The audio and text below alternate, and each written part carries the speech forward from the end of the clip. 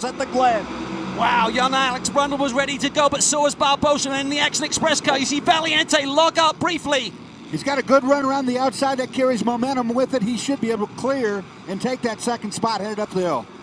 What a scramble at the start of a 6-hour race. Unbelievable stuff. Look at this. Johanna said it's a single line through here. Not at the start, boys. Oh, my gosh. You'd like it to be a single line, but that's not happening. Look at this. This is Here comes Ricky Taylor. What a start for him. He's up to third. Qualified in the 6th spot. This is what I talked about right here. This brake zone's a good passing opportunity, and they'll use it every lap they can. You had a look at the unique Delta Wing car, one and only, running in the prototype class.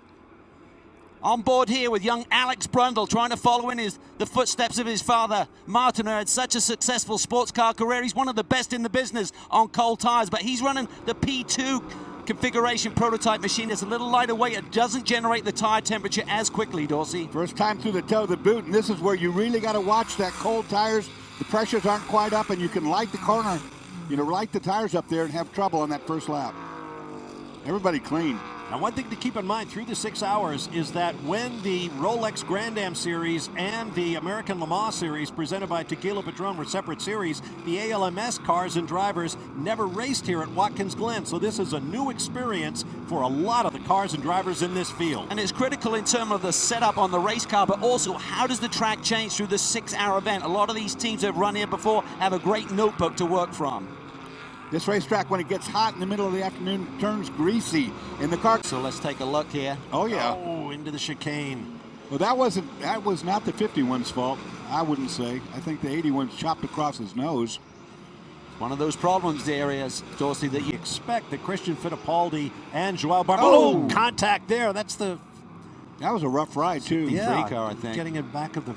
We're going to go on board with Nick Tandy in the 911 Porsche. Watch the BMW up ahead as they enter this corner. Boom. And we believe that this contact came after he was given the warning, so he's either not listening or just getting caught out a little bit there slow. Here's a replay coming down into the heel of the boot. Both cars on fresh tires, and Brundle just too aggressive there. Yeah.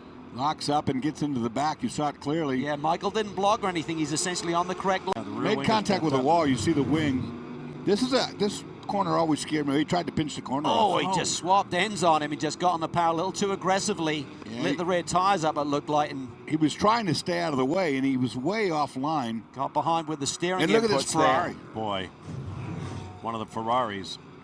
A little bit unsighted around the 51. Watch the back coming off the corner, already backwards. Oh, and he takes another car off track. Didn't look like contact. That looked like a self-inflicted wound is what that was. And I think some... 3 wide again on the entrance. He's way down in early. Oh, he gets into the 33. Yeah, he was way too early apex there with too much speed. Let's see if we can see what happened to the 01. Well, he was sideways before. Well, that was pretty strange. They were out of control when we first saw them, so. We'll have to wait and see. I saw first glance that I think the 73 comes down on him. Yeah. And he missed the end of the tire wall. Yeah, that wasn't a late dive bomb by Memo there. I really feel he had the position to be able to make that move. Look how close it was there with that prototype. Let's listen to the radio. Having there, Memo. All right, thanks, Ralph. Congratulations on 100 years of Dodge. And we are back under green, just like that, here at Watkins Glen. Let me correct myself. At Mosport, Canadian Tire Motorsports Park, our next round of the championship, we'll have 3 of the 4 classes in action.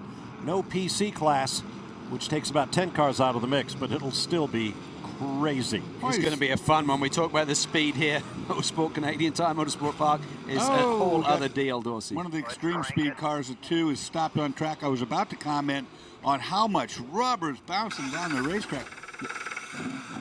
They got it fired. And then it died. It starts, but won't stay started. You won't be driving on the starter. Meanwhile, up front, Richard Westbrook has taken over the wheel of the number 90 Visit Florida machine. Westy set sail while he's taking off. Oz Negri right behind him, who's a lap down. Remember, those guys had some problems early in the going. Pintung is actually the 2nd place car. Actually, Barbosa's got around him, so the 42 car drops to 3rd. in the classification, and Action Express have rebounded nicely. They now sit in the second spot, having to serve that penalty for having the wrong driver start the race. And that was a strange snafu. This car sitting offline, but not what I would consider a safe spot. It's what golfers would call a bad lie. He's exactly. going to coast backwards down the hill. I always seem to get those when I play golf. That's where I got it from. I hear it all the time from Calvin. I thought a bad lie is when you got caught doing something. I can get a bad lie on the tee box. Love the sound of the big V8. One Dorse. Brake zone. He was just an innocent bystander there. Sure There was was. a move down the inside of Jamaziak that just pushed him out wide. That's a 33 Porsche right there. Look, it's a dive bomb. Definite dive bomb. 23 Porsche. 23, yeah, Mario Farnbacher.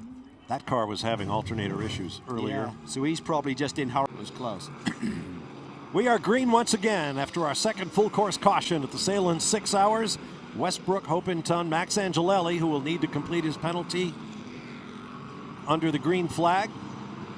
Joao Barbosa now in the 5, Brian Frizzell in the 9, both of those Action Express Daytona prototype Corvettes. Catherine Legg, the only female driver in the field, is now at the controls of the Delta Wing, 6th place. You're looking at it right there on board with Jan Magnussen. Catherine's right in front of him. And Timmy Keane, now team manager at Delta Wing, was with Chip Ganassi Racing, won many, many championships over the year. A lot of experience, great passion. And he's trying to bring something to this squad. They had a really successful test last month and pretty bullish about their chances here and for the rest of the year. Big field snakes its way through the infield chicane, or bus stop as we sometimes call it, because it looks like one, or at least the famous one at Spa-Francorchamps in Belgium. Race control is reviewing that restart we just got. Yeah, we may not be done with the penalties. Yeah, we're on board with Max Angelelli. He's still got to serve that penalty, remember. You got to wait till you go back to green flag racing, so it's a true penalty. Going to cost you about 15 to 20 seconds just rolling down pit lane, plus any stop or issue. Let's listen in. Okay, Max, we got a penalty here. When we go green, we're going to have to come to the penalty box and serve the penalty. It's going to be a stop and a hold for 60. You didn't stop there at the red light and pit out. You went through it. Nobody told me to stop. Well, we can't see it from down here. The red light's the red light. I mean, that's your responsibility to see that. It's just like normal race conditions. I'd pit out there. Yeah, I think Max. Yeah, just a reminder would have been nice. Drama here. Action. One of the Mazdas. Edwards there. 07. John Edwards. One of the PC cars at the back. Yeah, I think In the turn 10-11 area. Oh, just a spin here. Yeah. Fuentes spun. He's going to back right in Watch front of this. the Mazda. The Mazda goes off. No, I'm sorry. As Oh, did look Edwards. at this. Edwards Whoa, is whoa, taking whoa, evasive whoa. action early, and still the car tries to get to him. Wow. Edwards saying, I don't want any part of this. Swings out wide, and then suddenly the car's coming at him again. I don't know if he put that car in reverse or just let it roll. Running 1-2 for the Corvette squad. And Looking look at really this on the strong. front straightaway coming in the Man, brake too zone. wide through the chicane. Right in that middle of that mess is Brian Sellers running 3rd in the Falcon Tire entry number 17 there, that bright neon green and blue livery. See, the Ganassi guys have done a good job. Got the 01 back on the racetrack. Looks like a brand new car. Yes, it does. It's really critical that the guys are on your side. Oh, here we see it. That's help. See, I thought Yeah. it was help. You don't spin that early in that corner, and it's not Yeah. that hard of a brake zone. You're just slowing the car down a little bit, not that much. Warble in there, just looking. They all reach about the same top speed, but in different different parts of the straightaway. And then the braking zones are completely different depending on Here what we you're go driving. again. Look at it. And Brian's got Christensen all over his Yeah, tail. that's why he's so frustrated. You know, Christensen's going to get by him if he can't get by the prototype. Look at that. So Brian's got balked a little bit. He's got a GTD balked. car ahead of Here comes him. Christensen, flies by. Look at that. Yep. He used the pick, the Audi. And I Off, so I can't see, and they're good enough right now to tell you if it's suspension or what, but they're going to go to work, and it looks like it's going to be a while. Oh, Greg Sandberg clouding the outside wall in turn 11. safer barrier over there. 5 minutes and I'm in trouble. Let's have a look here. Ryan Lewis just gets forced over on the line a little. Well, that Audi just didn't need to turn in there. Yeah, he just took him right around. That's Marco Bononomi, who's very... Getting your lap back, obviously it was lost after that penalty with the contact. I'm sure you didn't see it the way the officials did. How bad is the traffic out there right now? Well, most of the people aren't bad. But when you catch an LMPC guy that's in the class ahead of you and he holds you up for 5 or 6 laps, get a clue. You don't belong racing with me. Just when I stick my nose in, let me by, I'll disappear. The guy's holding me up 2 seconds a lap, I can't get by. So they always will penalize us or whatever. It's a bummer. And it puts us back. This race is so clean and so professional with almost... It was our 12th overall lead change among 5 cars. Oh, look at that. Michael thought about blocking. It was too late. He was already at the position. That was close. Gustavo had to watch his hands on the wheel here. He had to get into the brakes really deep. Watch there. Can't quite see a little jink there because Michael was coming over on him, but didn't make it soon enough. But this is where it really gets. Let's take a look. Here it is. Oh man, there's no way that was the Corvette's fault. Now the Audi turned across right in him. Yeah. There was plenty of room there. There was plenty of room on both sides of both cars. Yeah, I mean, you could say, okay, the Corvette could have gone up the apex a little bit earlier to make it easy. They need a comfort field. They're going to come now. Here's what happened. The 57 turns in on that PC car. Just didn't have a clue he was there again. And that's the 42 of Alex Brundle. Yeah, just he's right behind. there. As Steven Simpson behind Brundle has been burning fuel. Now he needs to save enough under this caution. The 23 turns into the 08, almost a carbon copy it's the of same kind of deal. Tracy Crone incident with the 85. Ian James behind the wheel of the Seattle Racing. It's some 50 seconds to go as we go green at the Glen. Tell you what, that was close. Brundle almost passed the pace car. That was really tight. Look at this, the X-Express car. Frizzell down to the inside, trying to get back on the lead lap. He's got it inside, and he might stick, too. He's going to out-accelerate up this hill. This is not what the 42 team wanted. This is not for the lead of the motor race, folks. This is just to get back on the lead lap for the number 9 Action Express. Here comes Westbrook. This is for the lead. But he's going to pull a draft off that lead car. No, he's by. He's already by. He's past. Oh, you can almost see the frustration as Alex Brundle just flexed his left hand. Oh, he's going to be aggressive here. He's got to be. He's got to get back around on this end of the racetrack. Yeah, this is where he's really good. Look at his speed through the carousel. He's using it all up. He's in the grass. He's looking to the inside. Can he stick it down there? No, Westy defends. He gets it down. Putting it all on the line for a win at the 6 Hours at the Glen. Right-hander coming up. Here comes the toe of the boot. Right-hander uphill. Westbrook needs Frizzell to go. Frizzell's got to be on it. He's got to have good pace here. Otherwise, he's going to hurt Westbrook. Remember, they're both Chevy. Oh, it's going to be Van der Zande on Pruitt, I think. Oh, yeah. Yes. Yeah. Oh, that was a pile driver. The 01 became the crushable structure. Better view here. He's going to. This is a tough hit because watch, Pruitt hits the wall and then he gets T-bone right there. Yeah. Right in the left front wheel. Look how it's pushed back up into the firewall. As we go green, one lap for the win at the Sahlen 6 Hours. Westy did it right. 5 comes around Jordan Taylor.